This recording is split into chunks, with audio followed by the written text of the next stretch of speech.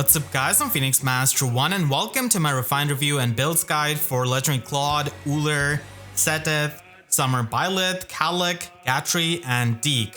So let us start with legendary Claude, who is a much awaited weapon refine. So Fail Not did give him minus on special cooldown and it does have full null follow up, but it was really outdated and now it also allows him to function as a much better supportive unit. So on the closest foes and the foes in two spaces, he's going to be debuffing -7 speed and defense, and he also puts the guard status and the sabotage status on them. So this is incredibly useful for arena usage because the range of this debuff is really big. You're going to be debuffing someone and that is going to be really helpful for supporting your teammates in arena, and Claude is a legendary unit and mainly he's going to be seeing usage in that game mode.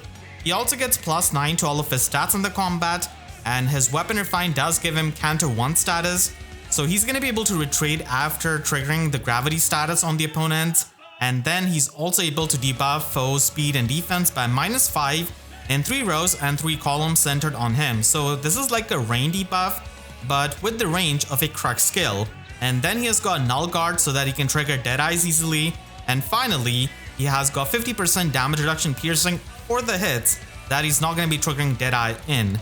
So this is going to be pretty good as a weapon refine, like I said, for the support. And even though it might not really seem like an insane weapon refine, in combination with his remix and Fallen Star 2, it is actually really solid. So this gives you -5 speed and defense debuff on the foe, and it also gives you true damage based on X multiplied by 5. And this X is going to be number of bonus status active on him and the penalty status active on foe.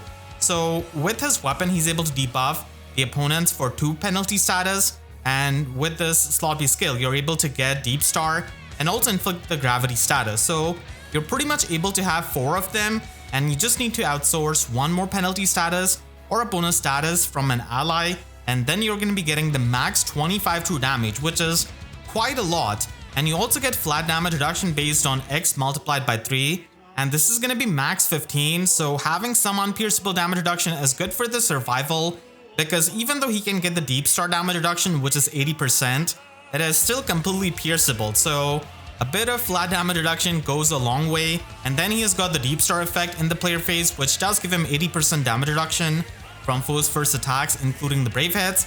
And if he initiated combat, then after the combat he's able to inflict the gravity status on the target and the foes in one space of that target, and also the Deep Star status, which we have seen before on Wind Tribe Claude. And this is going to be a pretty solid remix for him, mainly because of increasing his damage output and making his survival better so that he can trigger the Deep Star effect and retaliate back in the enemy phase. So overall, I'm pretty happy with Legend Claude's remix and refine as a complete package. And he's an arena unit, so there it is going to be making it easier, especially if you've got units like Fallen Lloyd, which already won the debuffs on the enemy. So Sabotage status is a pretty good status to inflict on a lot of the enemies, and he is going to be having the flyer mobility, which is really good in arena, and then he can also run Guidance 4 as his remix skill, or even Soaring Guidance to enable the warping. Being a ranged flyer, there are not a lot of options for Legend Claude, but even on a super budget build, Luna is going to be working fine because you get the damage reduction piercing with his weapon refine now, and Guidance 4 is going to be a good skill for just improving the mobility of your infantry and armor allies, and attack speed Cat Sacred Seal can work with his slot A skill. But if you want to change up his slot A skill, then he could run attack speed Unity, and this way you're going to be capitalizing off of the debuffs that he could have on himself, and Legendary Male Robin is in that same season, so it can definitely happen. So it could be run with Deadeye as the damage reduction piercing special, which he can easily trigger with the null guard. And at max investment, I feel like he's going to be wanting to run Flared Sparrow so that he can set up the flame terrain and then retreat with Kanto. And even though this is mainly a player phase skill, I think it still works out good because of the flame terrain. And even though he does come with Guidance 4 now, I think Soaring Guidance is way better unless you've got something like Flyguard in your arena core, because enabling the warping of your flying allies like Dancers is way better than enabling the warping of armors that already do not have a good time in arena. And he can run Emblem Celica so that he can teleport, because he can be away from his allies and still get all of his effects. So this way, you're able to have much better mobility. But if you keep your arena team as the defense team, then this is going to be making it really annoying for a lot of the people that are going to be coming across your arena team. Even though arena is one of the main game modes for him, he can still function well in summoner duels because now Fallen Star 2 has got Deep Star, so it has been fixed and now he can function in that game mode as well. Seteth gets a really cracked weapon refine for a free-to-play demote unit. So Spear of Asil now has got the cavalry effective damage, which it was missing compared to 3 houses, and he has got a bunch of text in his refine, but all it pretty much means is that he has got the Join Drive 3 spaces effect, which can give +8 to all of these stats, and also the Dull All effect, which is going to be ignoring any kind of visible buff of the enemy, which is really strong as a defensive effect. And then he also gives +7 true damage to both himself and the allies, and he also gives out 7 flat damage reduction from foes' first attacks, including the brave hits. So giving out the 7 flat damage reduction is really strong and quite unique, which kind of makes me nervous because it means that we're probably going to be getting some kind of piercing to the flat damage reduction at this rate, because this is a free-to-play unit.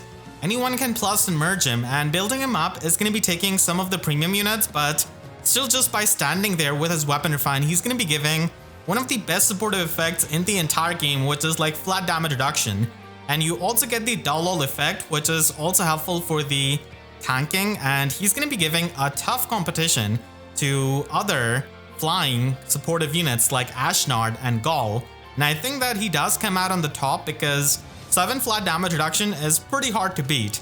And then finally for himself, he gets the 7 HP healing after the combat. He doesn't really share this with his allies, but at least this helps him with his own self-sustain. So Seteth has become a really solid supportive unit that could be used in summoner duels competitively, and also in Aetherite's offense for supporting any kind of tanks. And even if you don't really play the competitive game modes, he's still going to be making a place in your barracks by improving the tanking of your main units. And if you're wondering, stacking up Seteths is going to be giving you even more flat damage reduction. So if you've got 3-4 Seteth on your team for something like Aetherite's offense, then they're all going to be stacking up their support.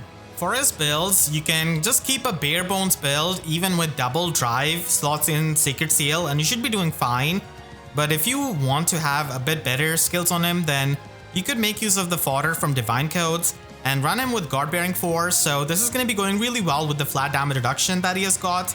And you could run No Quarter as the special, but if you don't really have it, then Moonbow could be the special of choice. And Attack Speed Unity could also be run in the slotty so that he can get the extra stats, and he's going to be staying near his allies as it is. So this works out great for his slotty, but again, if you don't have access to this, then you could run Attack Speed Catch 4. I do like Unity a bit more, but that is also an option. And then for the slots, you could run Soaring Guidance to enable the warping and also give extra attack and speed, which stacks up with the extra stats that he gives out of his weapon. And you also give out the half null follow-up, which you don't really do by running Soaring Echo as the attune skill. So even with a basic build, even an unmerged Seteth is going to be providing you with a lot of value with the support. And if you want to improve his combat further, then Wyvern Rift is the best lobby skill to be run on him, because he does have the defense to make use of it at max investment, and it gives you flat damage reduction and also true damage, which works really well with his weapon. And unlike Guard Bearing, its damage reduction is not pierceable. So this is going to be a really good slotty skill if you have extra Rosado. An Earth Wind boost could be run in the slotty, and you could also run Breath of Life 4 in his slotty so that he can provide the healing to his other allies. And this is going to be really helpful, especially if you run him with Brave Soren as a near savior in summoner duels. And then you could run Duo Asker or Nurgle with Lagu's Friend as the far savior. So he's going to be playing really well in that near savior archetype with Brave Soren for summoner duels, and he's going to be running this kind of build to maximize his combat and also his supportive potential. Soaring Echo as the attune skill is going to be the best attune skill that you could run on him, so that he can free up your slotsy skill and provide even more support. If you want to have some other skills for the support, then you could also run Speed Defense Crux, which is pretty good for the debuffs and also for giving the guaranteed follow-up attack to your allies. And the new Attack Speed Mastery is going to be a pretty solid slotty skill for getting Canto 2 while still running Wyvern Rift. So it is going to be an option that you could run on him at this kind of really high investment. And if you want to stack up a lot of flat damage reduction, then you could run Attack Speed XL and run him with Speed Defense Rain Snap from the Divine Codes. So he gets 7 flat damage reduction out of Spear of Acil, 7 from Wyvern Drift, and he also gets 12 flat damage reduction in the player phase with Attack Speed XL. You also get the flat damage reduction in the enemy phase if the enemy triggers a special, but mainly for the player phase, this is going to be stacking up a lot of flat damage reduction, which makes him quite tanky, especially with the Diamant effect that there is with Wyvern Rift. So he can be a really bulky and annoying unit who can provide a lot of support. Ullr gets a weapon refine to her Holy Ufel. It did have -1 special cooldown and null guard, and now it can give her +11 attack and speed in the combat. It also had attack speed null penalty, which is pretty good for soaking up any of the Bright Shrines in Aetherite's offense, and now it also gives her the Omni Feud effect, which is really useful for isolating units from getting support from their teammates, and for also not taking benefit of Breath of Life 4 of some of their allies. So it's gonna be a solid skill on a nuke like her, and kinda reminds me of Legendary Lyn, but Ullr is of course much more offensive, and she can get even more attack and speed in the combat depending on 15% of her visible speed. So this can go anywhere from 8 to 11 depending on your investment, and depending on if you're going to be running Life and Death or Verge of Death on her. So this can give her even more offenses, and then she has got doubt speed defense, which is going to be ignoring any kind of visible buff of foes' speed and defense, which is really good for a nuke. And then finally she has got 50% damage reduction piercing, even though she has got Deadeye, but still this does help her on the other hits where she's not going to be triggering that. So this weapon is pretty offensive and gives her essentially everything that she wanted except for like true damage, which even her remix skill doesn't really give her. So it does give her -5 speed and defense debuff on the foe in the combat, and it does have the full null follow-up effect. And now with the remix, she's able to get the potent follow-up 100%, which means that she can get an additional third attack at 100% strength. So that is really strong and kind of makes her like a ranged Emblem Marth essentially. So that is going to be going well with the Desperation effect of this sloppy skill, and she can hit 3 times. And if you run her with Brattle Catria or Winter Cordelia, then she can hit up to 5 times, which is quite a lot. So overall, Ullr tries to become a really good offensive threat like she used to be when she came out, and now she has got a lot of new tools, except for the true damage like I said, and she does have these stats to make a really solid nuke, but she's an Aetherite's offense light mythic, and there she doesn't really have any kind of support, so she's gonna be a pure combat centric unit. But now she has got some usability in summoner duels, and if you did plus emerge her, then it's still like she's gonna be really good as an offensive threat in Aetherite's offense. It's just that she can only run Wings of Mercy while still getting the preferred sloppy skill of hers for something like a Gale Force team, which is a bit of a shame compared to something like Freya, who is also a pure combat mythic, but she has got access to Gale Force, and she does have Beast Threaten and also Attack Speed Wild. So compared to that, she's a bit better, but it's not like you were expecting Ullr to support you if you were trying to plus emerge her even before her refine. Ullr does get Attack Speed Oath 4 as the remix skill, and you could run it to get the visible speed buff so that you can have even more attack and speed with her weapon. And Deadeye could be run with Emblem Marth if you want to, and you could trigger Deadeye on your second hit, and this can definitely be done now that she has got the potent follow-up attack, and you can actually capitalize off of this and run attack speed finish for getting some true damage, which she really needs. And you can run Emblem Marth with Deadeye so that you can have pre-charged Deadeye with Time Pulse 4, and this way you can trigger Deadeye twice in a single round of combat because of her potent follow-up attack. And because her third hit is at full strength, this is going to be hitting really hard. So if you want to fully utilize off of the nuking potential of Ullr with the potent follow-up attack, you definitely want to run this kind of double Deadeye build. And AoE nuking is also something that you can do, and Verge of Death is a bit redundant with the null attack speed penalty that she has got in her weapon, but if you really want to optimize, then Verge of Death does give you an extra 1 attack and speed compared to Life and Death 4. So you could run it, and then Pulse of Blades could be run so that you could pre-charge your AoE special. And if you're going to be running her on a Gale Force team, then she could definitely try and run Wings of Mercy 4 so that you could pop in and just nuke the enemy with the Blazing Wind.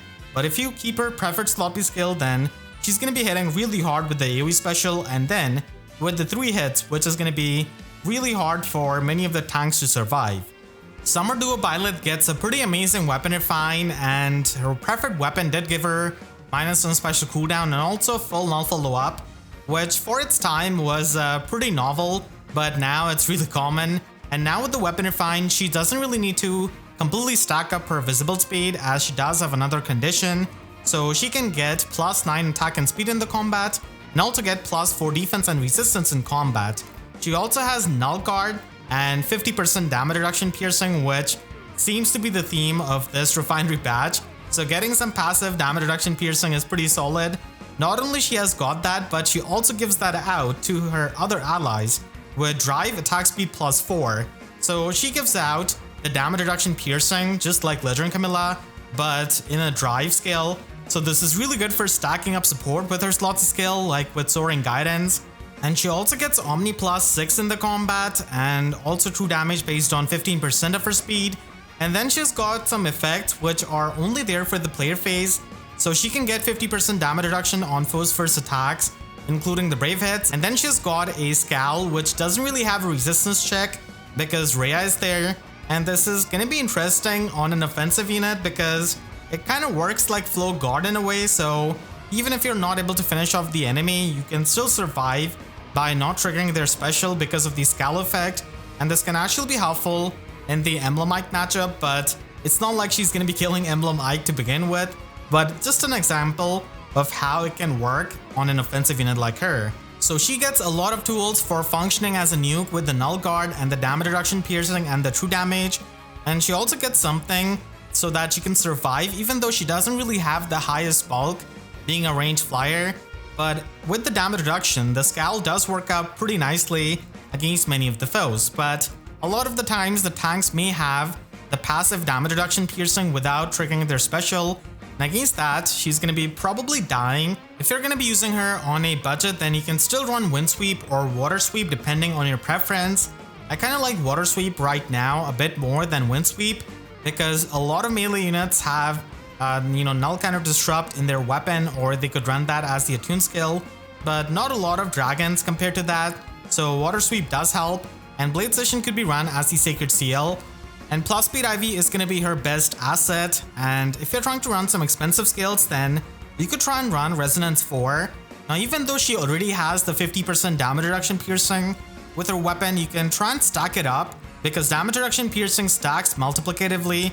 So with Resonance 4 you get 80% damage reduction shredding, which is really good, and you can also run Flared Sparrow as a slotted skill to get the pre-combat damage and the flame terrain.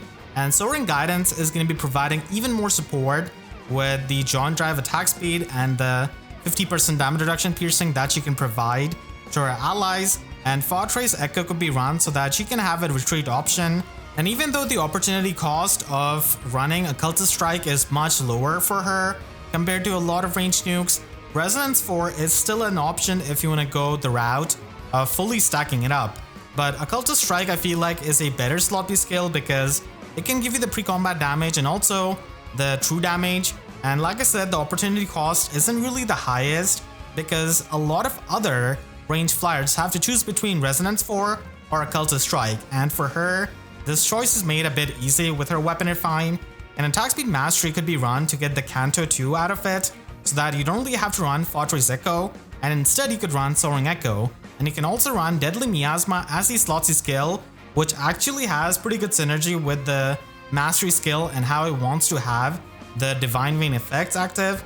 So this way you're able to have the lull effect and also set up the haste terrain, which works out really well for supporting even more. Caellach unfortunately gets the short end of the stick with his weapon refine. Still, the description of it is pretty big, so it might be a bit deceptive. So Tiger Eye Axe is his new preferred weapon, and this debuffs the foe's attack and defense by -7 and Discord on the closest foe and the foe that are within 2 spaces of them. So it's kind of like Claude in that sense, but Discord status is not nearly as good as the Sabotage status or the Guard status, but still it does give you the debuffs, and at the very least this is going to be pretty solid for the support, especially if you use him in Arena with Fallen Lloyd, who also has the foe penalty doubler effect. So the debuffs go really well with him, and Caellach was one of the units that a lot of people did use to build up for their arena core. So if you have him, then the debuffs definitely help, and then he's also able to get +8 to all of his stats, and he has got Counter Aura 3 built in this weapon. So keep in mind that the damage reflection that you get out of Counter Aura 3 is not as good as the damage reflection of Hans or Echidna, because their damage reflection could be stacked up and it's unlimited compared to the limited scope of Counter Aura 3. So it's a shame that even though Echidna was a free-to-play unit, was able to get that kind of full damage reflection, but Caellach doesn't. He also gets Sabotage effect in the combat on foes' attack, speed, and defense, which goes really well with the debuffs that he's able to get, but he doesn't really get any kind of speed debuffs, so he still has that Sabotage effect. And then he's able to get the guaranteed follow-up attack as a slow unit, even though a lot of people did have him with the speed super boon back in those days, but now it's really not worth it. And then finally he also gets a measly 10% true damage based on his attack. So Caellach can at least provide support, but he's really not going to be standing out much when it comes to the competition of the pool of the Axe Infantry units that we've got. And if he had better damage reflection, then this would have been a lot better. If you've already invested into Caellach quite a lot with the merges, then you could fodder off a Rearmed Ophelia for attack resistance finish 4 and special spiral 4. So this way you're able to loop Iceberg and retaliate back with it. So you're going to be having the full damage reduction piercing and the true damage, which does stack up with his weapon.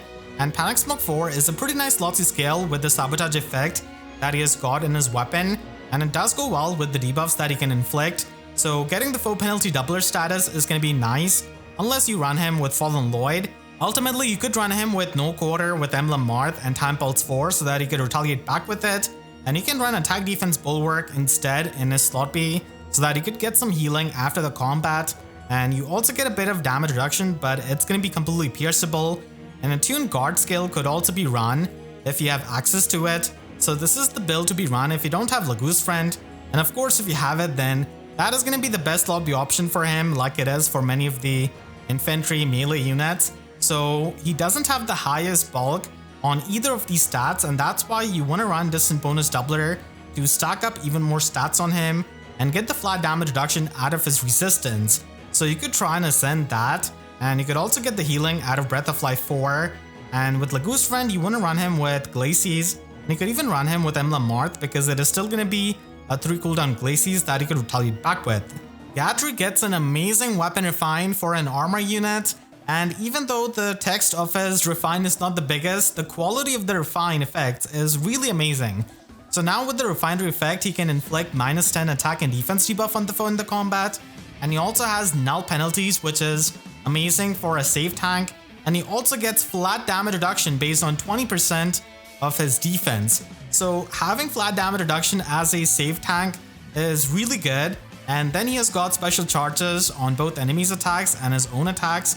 So the Spirited Spear does live on with his weapon refine, and then he can inflict even more attack and defense debuff on the foe, depending on 15% of his defense. And he also gets 10 HP healing after the combat, and then finally he has got the special cooldown -2 jump before foe's first attack in the enemy phase. So he pretty much has a mini Lagoose Friend, which is really cracked for an armor unit. And the biggest strength of Gatrie is going to be with the flat damage reduction along with the defensive specials that you could run on him to tank a lot better. And he's going to be focusing on the survival. And he could function as a really solid near savior in Ether Raid's defense, and also a really amazing far savior as well. Even though he's not at the tip top of the far saviors, he's still really good with all of the tools that he has got. Even a +1 merge Gatrie is going to be really good for near saving, and he can run Sturdy Stance to get the guard effect, and he can get rid of his Crafty Fighter and instead run Special Spiral 4 to get the full damage reduction piercing with Ignis. And if you don't really have the other expensive fodder, then this is the bare minimum you could try and do, and he's going to be functioning still really good in the enemy phase with the special charges and with the special cooldown jump that he has got. And if you want to really go all in with his defensive capabilities, then Hardy Fighter is going to be the slot B of choice. And a huge reason why you would use him in Ether Raid's defense is because he can trigger his defensive special on turn 1, which other save units can only do. So this allows you to stop the turn 1 engagements of something like Winter Edelgard. So with Emblem Marth, Pavis becomes a 2 cooldown special, and because of his special jumping, he's going to be taking advantage of the Hardy Fighter damage reduction, and you're able to have that defensive special, and even on the double, because of the special charges of his weapon, you're able to trigger Pavis when the enemy doubles you. So that is really good, and he's definitely one of the best near saviors that he could run right now in Aetherite's defense. And even though he's not green, with the weapon strangle advantage against Winter Edelgard, he can still hold on his own. And Close Defense 4 is going to be helping you defensively by ignoring the visible buffs of the enemies. And Attuned Guard skill is pretty much the only good attune skill for the armor units, so that could be run even though its damage reduction is not really all that high. Now with the Weapon Refine, plus defense is going to be the best IV you can pick, and if you're trying to ascend an asset, then HP can be pretty solid because he does have really high HP and that can help you with the survival. And you could be run as a Far Savior even though he's not Valentine's Myr or Ascended Amelia or even Winter Byleth, but still, he is going to be solid by being able to run Aegis with Hardy Fighter, and you could also run Emblem Ike for more unpierceable damage reduction, and Distant Counter could be run, but the sweep effects are definitely going to be annoying. At max investment, you could try and focus on his near save build with Armored Blaze as a 2 cooldown special with Emblem Marth, and Weaving Fighter can give you a lot of damage reduction and also the healing, which is going to be helping with the additional healing that he has got with his weapon. So this is a pretty good near savior build that can give you the damage reduction with Armored Blaze, and he can retaliate back with it and his high defense. Close defense is going to be one of the better slotted skills that you could run on him because he can get the guard effect out of the attune skill, and he doesn't really need to run attack defense unity because he has got the null penalties with his weapon, so ignoring the visible buffs of the enemy is really helpful. Dieck gets a pretty decent weapon refine with his Tiger Roar axe, so this does give him minus in special cooldown, and it also gave him guaranteed follow-up attack because he wasn't really the fastest unit, and now he can get +4 to all of his stats, and he gets flat damage reduction based on 20% of his defense. So that also seems to be the theme of this update with, Gatrie getting that and Seteth giving that out. So flat damage reduction is always good, and defense is one of his higher stats, so it does work out for him. And he can also get Omni plus 10 in the combat, depending on the number of foes in 3 rows and 3 columns centered on him ×2. And he also gets the guard effect, which is not really as useful anymore because we have got so many nukes with null guard effect. I mean, in this weapon refine batch, we have got a bunch of them. And then he can get special cooldown -1 jump before his first attack. So this is before his own first attack and not before enemy's attack. So technically he can work as a Gale Force unit because this doesn't really mention a damaging special, but again, he doesn't really have a lot of things going for him as a Gale Force unit, but I just wanted to point that out. So the special jumping can definitely be pretty helpful for triggering specials easily with his minus and special cooldown. And this weapon refine is kind of all over the place, just like his stat spread, but the best thing out of this is definitely flat damage reduction, and I really hope we don't get some kind of flat damage reduction piercing anytime soon.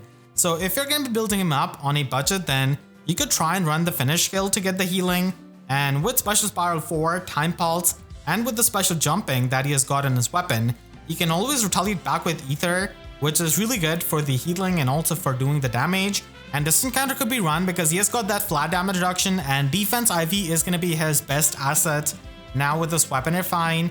And even though Lagoo's Friend is good on pretty much any unit, it is even better on Dieck because he already has the flat damage reduction, so you can stack it up and also get some true damage in the process while getting the full damage reduction piercing.